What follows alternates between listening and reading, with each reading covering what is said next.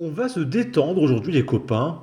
On va regarder un jeune TikToker qui a fait une blague. C'était une blague les copains. Donc le petit blagueur, il s'appelle Youssouf. Il a 22 ans. Et il avait menacé de commettre un attentat à l'aéroport de Lyon-Saint-Exupéry. Il avait dit «Je vais vous tuer à la Kalachnikov». Et il a été déclaré irresponsable de ses actes. Et vous allez voir que l'histoire est un peu compliquée. Apparemment, c'était pour faire une vidéo humoristique, les copains. On va regarder ça. Vous allez voir, c'est merveilleux. Un homme avait menacé le 5 février dernier de commettre un attentat dans l'aéroport de Lyon-Saint-Exupéry si on ne lui remettait pas un billet d'avion. Les faits se sont déroulés au terminal 1 de l'aéroport de Lyon-Saint-Exupéry et Youssouf, 22 ans, s'était présenté au comptoir d'Air France en ordonnant à l'hôtesse de lui remettre un billet d'avion. Il menaçait de commettre un attentat si elle n'exécutait pas sa requête. La police aux frontières, aussitôt prévenue, se rendait sur place et l'homme l'accueillait en disant «Je vais vous tuer à la Kalachnikov, je vais vous fumer», selon le Progrès. Procédant à son interpellation, la police trouvait sur l'homme très agité une bombe lacrymogène et un cutter. Ce jeudi 21 mars, jugé en comparution à délai différé, le prévenu a expliqué pour sa défense qu'en plus d'être plaquiste peintre, il était influenceur.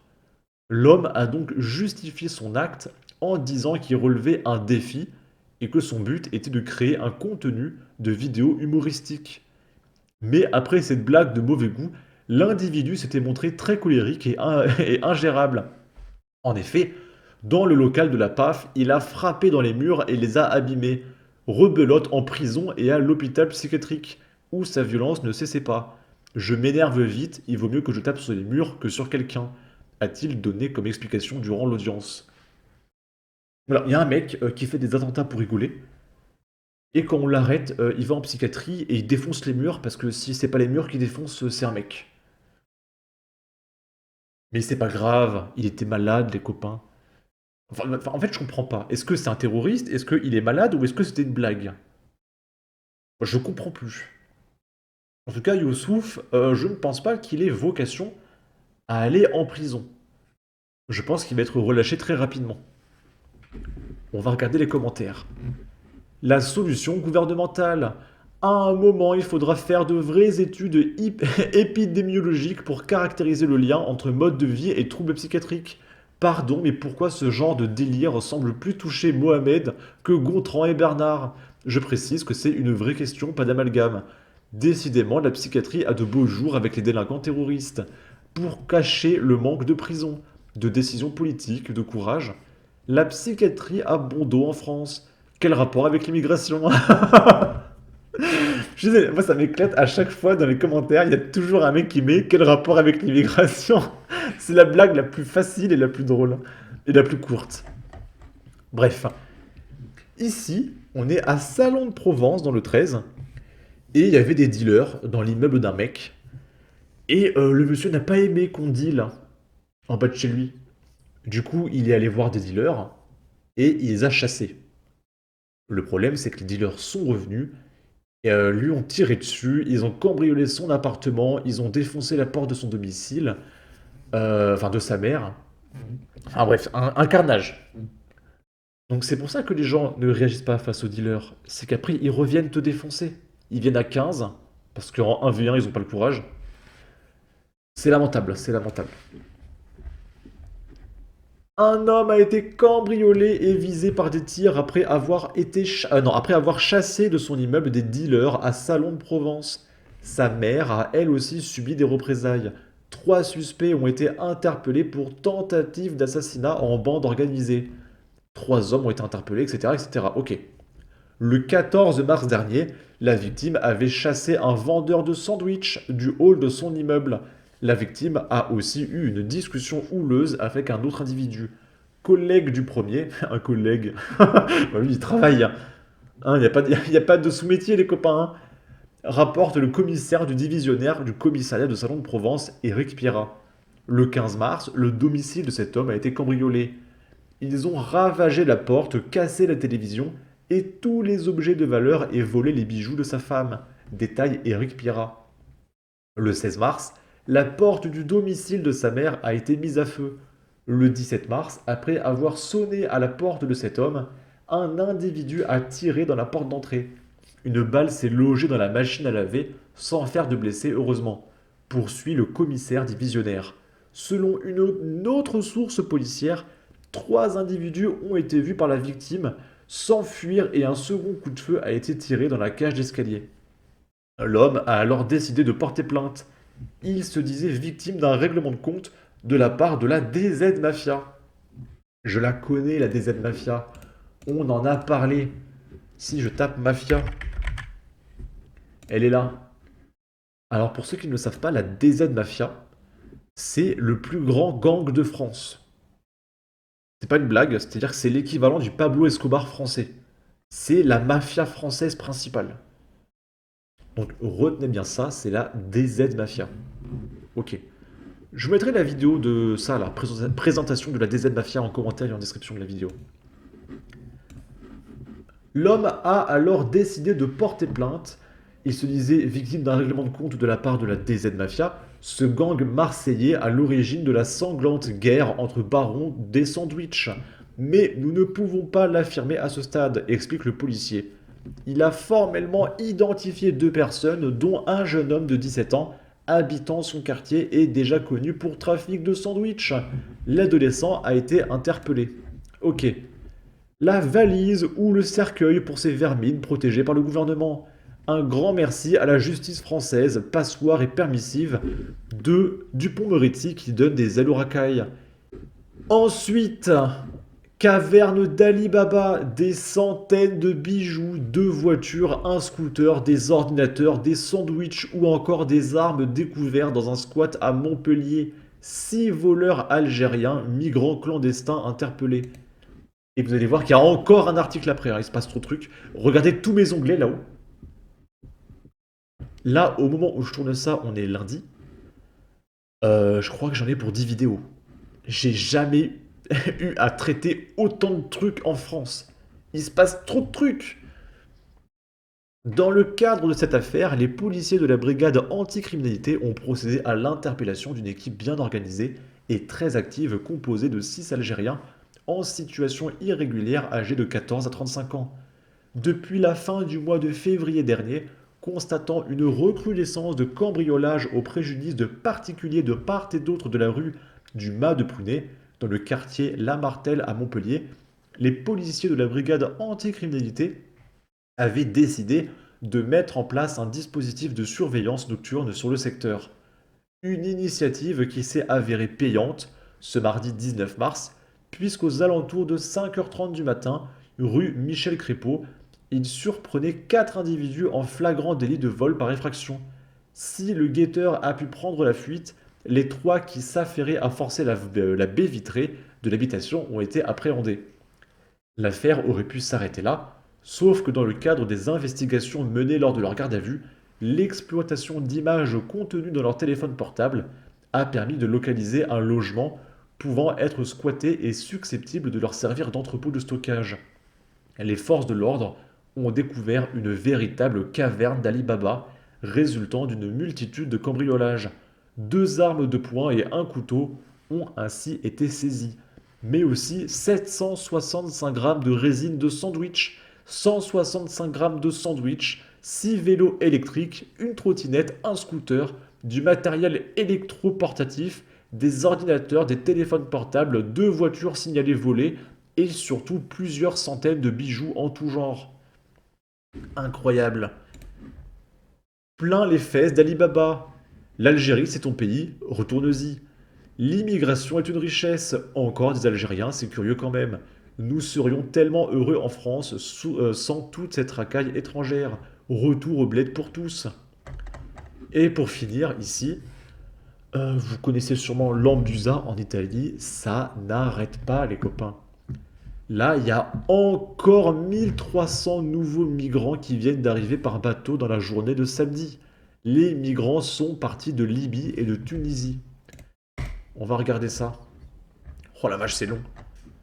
620 migrants ont débarqué à partir de minuit à Lampedusa après que les patrouilleurs de la Capitaneria, la police financière et la structure Frontex aient secouru 13 bateaux. Hier, il y a eu 11 débarquements sur l'île, dont 4 peu avant minuit, avec 408 personnes. Il y a actuellement donc 1087 migrants dans le hotspot du district d'Ambriacola. Hier soir, à la disposition de la préfecture d'Agrigente, 380 personnes ont été embarquées sur le ferry qui vient d'arriver à Porto Empedocle. Et là, j'ai une question. Venez pas me parler de migrants qui fuient leur pays en guerre. On parle de la Tunisie. Tout va bien en Tunisie. Là, ce qui se passe, c'est des dirigeants qui font venir des esclaves. C'est-à-dire qu'on envoie des bateaux les chercher eux-mêmes pour les faire travailler pas cher en Europe. Parce qu'évidemment, un migrant sans papier, c'est beaucoup moins cher pour un chef d'entreprise plutôt qu'un salarié européen. Donc comprenez bien l'escroquerie mise en place par les dirigeants européens. Ils vont les chercher. Ils vont les chercher en bateau eux-mêmes. C'est du trafic d'êtres humains. Et si on n'est pas d'accord avec ça, on est d'extrême droite. C'est insupportable. 15 autres migrants, dont 2 mineurs, ont été retrouvés par l'équipage de l'unité suédoise Frontex sur l'îlot de Lampione. Les Tunisiens avaient été repérés alors qu'ils se trouvaient à bord de 2 canots de 3 mètres chacun, un seul avec le moteur qui en fait remorquait le deuxième canot. Les bateaux ont été saisis par la police financière de Lampedusa et les 15 ont été emmenés vers la plus grande des îles Pélagie. Ils disent qu'ils ont quitté Tabulba en Tunisie après avoir payé 8000 dinars pour la traversée qui s'est faite à vue, c'est-à-dire sans application de téléphone portable ni boussole.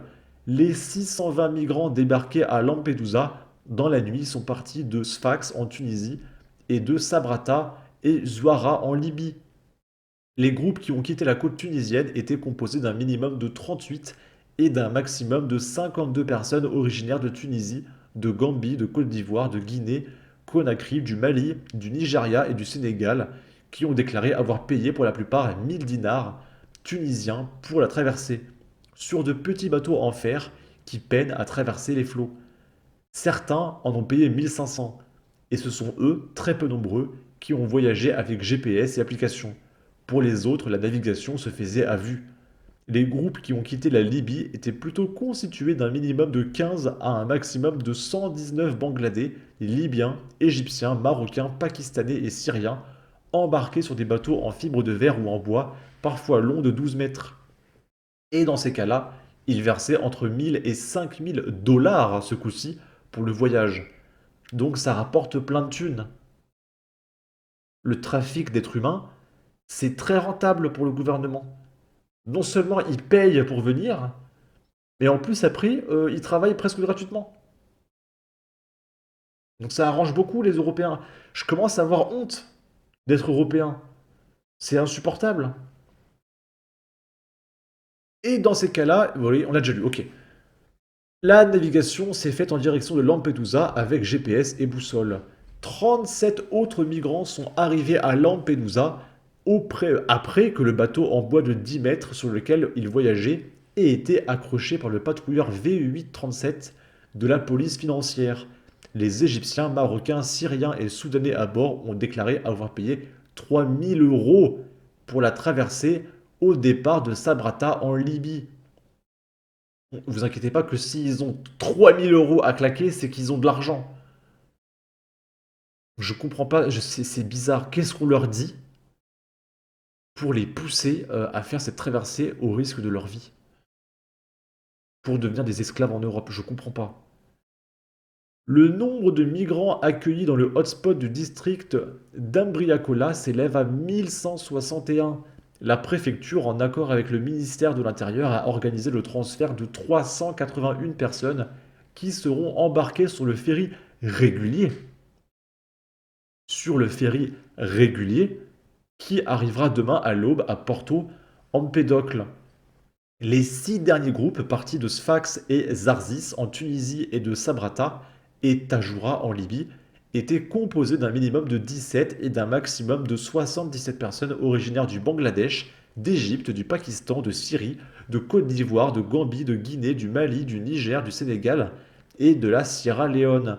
Tout le monde a été emmené au hotspot du district d'Ambriacola qui, la nuit dernière, a accueilli 1335 personnes et où, à l'aube, après le transfert de 381 personnes, se trouvaient 1031 migrants. La préfecture d'Agrigente a prévu pour aujourd'hui un double mouvement avec des ferries réguliers vers Porto Empedocle.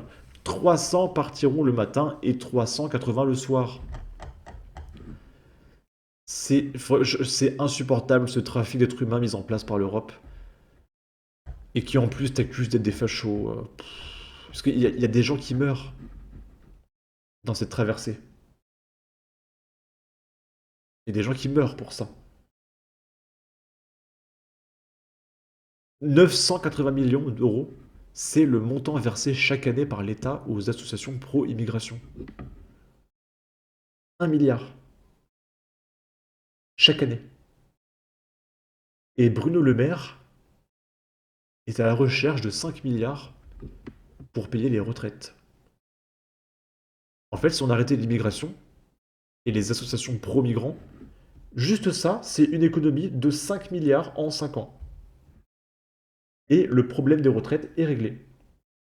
Et avec ça, il y a en plus le fait que les chefs d'entreprise vont arrêter de payer des esclaves, moins de problèmes d'insécurité, du coup, qui dit moins de personnes insolvables et qui donc font payer les Français, parce que du coup, c'est les Français hein, qui payent les condamnations de ces gens-là, parce qu'ils sont insolvables.